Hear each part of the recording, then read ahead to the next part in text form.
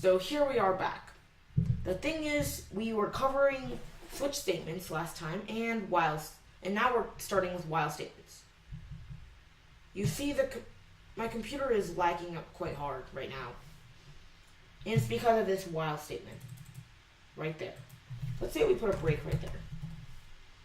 I can hear my computer fan so loud right now because this thing is just running so long. And you see that spinny wheel coming up because this while statement, it's running it forever. And this computer is like crunching big numbers or stuff like that. And it can't handle a number this big. The thing is, it's gonna like overheat, and I got a new computer recently, and it's this one. So the thing about this one is if it's like handling large numbers, it's gonna overclock the processor. So I don't want to do that. It's probably gonna shorten the life of the processor. So we wait till this is ready. So it's not responding as usual, but it's eventually going to.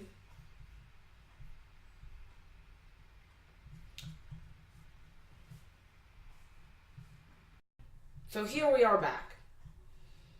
That required a restart of the app. So you probably never want to do that. The thing is, let's actually delete everything here. We're gonna keep the break statement there. We're gonna have an if statement. And I want to cover something. We're gonna make something that will test if a number is divisible by another number. In other words, if that number is, when divided by another number, produces a remainder of 0. Let's say we want to divide a number by 13. So again, we'll set a variable for the number, and we'll set it to, again, an integer of arc for random. And let's make it a fairly big number. 500,000 will do. It just gave us the number right there. Now this is another cool, neat trick if you're trying to do conditional stuff. So if num %13 equals 0. It's like modular arithmetic. And we're gonna have to remove this for a second. Actually, no, we're not going to. That is doing modular arithmetic. Else, we're gonna set the number. So we're gonna choose another number, and here print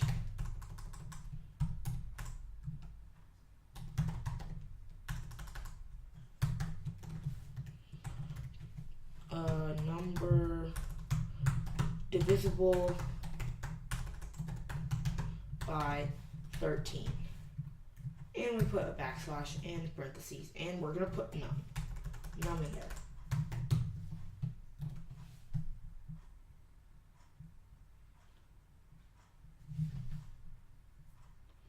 We'll put the break in there first, and then we'll delete this one.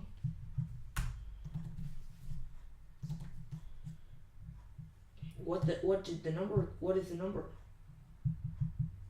312546. So let's test that. Divided by 13. Indeed, that's divisible by 13. And if you know, this will work for any large number.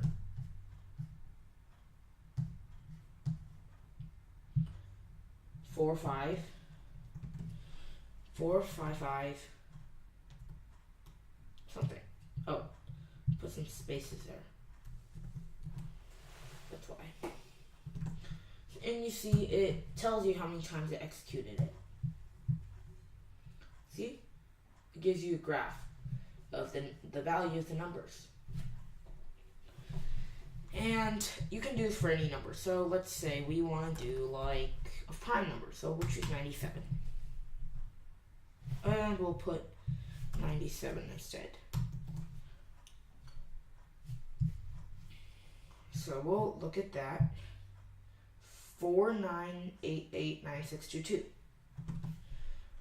49889622 divided by 97 is divisible by 97.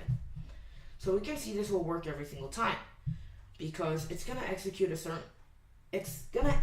the code a certain amount of times until it reaches what it needs. And so in the next few videos, we'll be covering the other things that you can find in Swift, like do, catch, try, and we'll move on to. And then after that, after we've got the basics of Swift, we'll move on to the actual iOS coding. See you then.